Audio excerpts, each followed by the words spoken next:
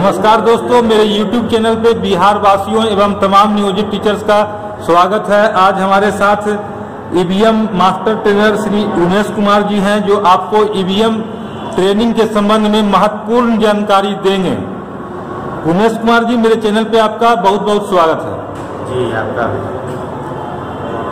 ऐसा है, हमारा चुनाव 2019 में अभी हम लोग जो प्रशिक्षण लेने वाले हैं या लेने जा रहे हैं, जैसे ही हमारी प्रतिनिधि इस चुनाव में हो जाती है, हमारे पास एक लेटर आती है और उसके बाद हम इस चैनल में जो भी प्रक्रियाएं शुरू से होती है, उसकी पहला चरण है हमारा मास्टर ट्रेनर के रूप में यहाँ पे प्रतिनियुक्ति हुई है और हमारा प्रशिक्षण यहाँ चल रहा है। इस प्रशिक्षण के बाद इस प्रशिक्षण से जितने भी लोग यहाँ पे आते हैं उनको हर तरीके से, हर तौर तरीके से वाकिफ कराया जाता है कि आखिर इसमें कौन सी कमी किसी भी तरह की कमी न रहे।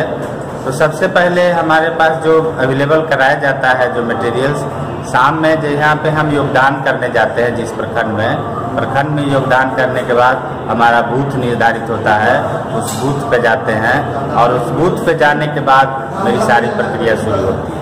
सबसे पहला प्रक्रिया है मतदान का, हमारा मॉक पोल करते समय सभी मतदान कर्मी इस बात को ध्यान रखते हैं कि हमारा जो सारा कनेक्शंस है, अन्य ईवीएम, वीवीपैट, सीयू, जो कनेक्शंस है वो सही है कि नहीं। इसका कनेक्शन सबसे पहले वीवीपैट मशीन का जो मेन कनेक्शन है, एक सिंगल तार होता है, उस सीयू में जाता है और सीयू में बिना कोई कनेक्शन, कोई वायर नहीं होता है। इस वीवीपैट में फिर दो कनेक्शन के लिए जगह बना हुआ है। एक जो पॉइंट है उसमें बैलेट यूनिट का कनेक्शन होगा और दूसरा कनेक्शन VSDU का होता है। इसके बाद हम अगर जिस जगह पे हम जाते हैं, मॉक पोल हमारा शुरू हुआ, तो मॉक पोल का निर्धारित समय मतदान से 1 घंटा पूर्व। तो हमारी कोशिश ये होना चाहिए कि मतदान से 1 घंटा पूर्व मॉक पोल प्रारंभ हो जाए। मॉक पोल प्रारंभ करने के पहले वहाँ के अभिकर्ता की उपस्थिति अनिवार्य है, लेकिन अगर किसी परिस्थिति में अभिकर्ता उपस्थित नहीं हो, तब हम बिना अभिकर्ता के उपस्थिति में मॉक पोल प्रारंभ कर सकते हैं। और मॉक पोल प्रारंभ करने के पहले जो भी कनेक्शंस है वो फिर से चेक कर लेंगे कि कनेक्शन मेरा सही जगह पे लगा है कि नहीं तो हमारा सिस्टम जो सेंट्रल यूनिट है, जो सीयू है, वो लिंक एरर बताएगा। जब मॉक पोल की प्रक्रिया प्रारंभ कर दिए और हर व्यक्ति को, माने इस मॉक पोल की प्रक्रिया में सीयू से और बीयू से 50 वोट देना अनिवार्य है।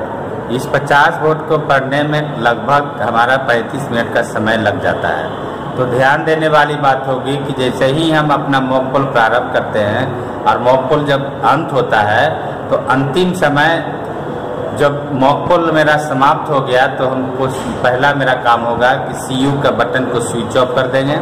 स्विच ऑफ करने के बाद सीयू में जो कनेक्शंस है वो निकाल देंगे। बैलेट यूनिट का कनेक्शन सीयू में जोड़ देंगे। सीयू में जब जोड़ने के बाद उसको पुनः ऑन करेंगे। ऑन करने के बाद सीयू को क्लोज करेंगे।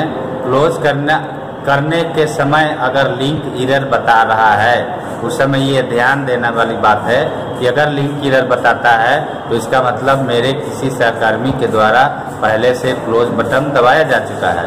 इसलिए हम रिजल्ट सेक्शन में जाएंगे और रिजल्ट देखने के बाद पूरा जितने भी उम्मीदवार हैं सारे का रिजल्ट वहाँ पे प्रदर्शित करेगा और उसके बाद हम पुनः क्लियर में जाएंगे और क्लियर जब बटन दबाएंगे तो एक लंबी सी बीप की आवाज़ सुनाई देगी।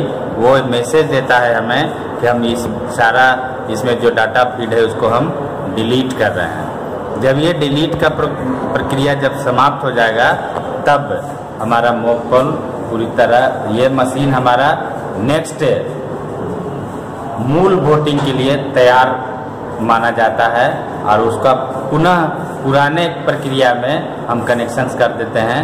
वीवीपैट में से एक सिंगल तार है, उसको सेंट्रल यूनिट में सीयू में कनेक्शन करेंगे और वीवीपैट में बैलेट यूनिट का कनेक्शन करते हैं, दूसरा कनेक्शन VSDU का होता है। इसके बाद मतदान की प्रक्रिया मेरी प्रारंभ हो जाती है।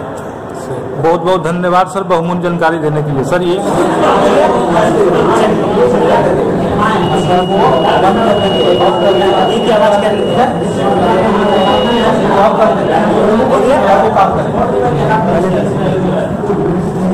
वोट दीजिए।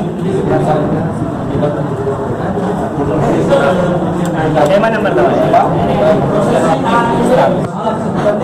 आया सर, इसको क्या ले रहे हैं आप फोटो?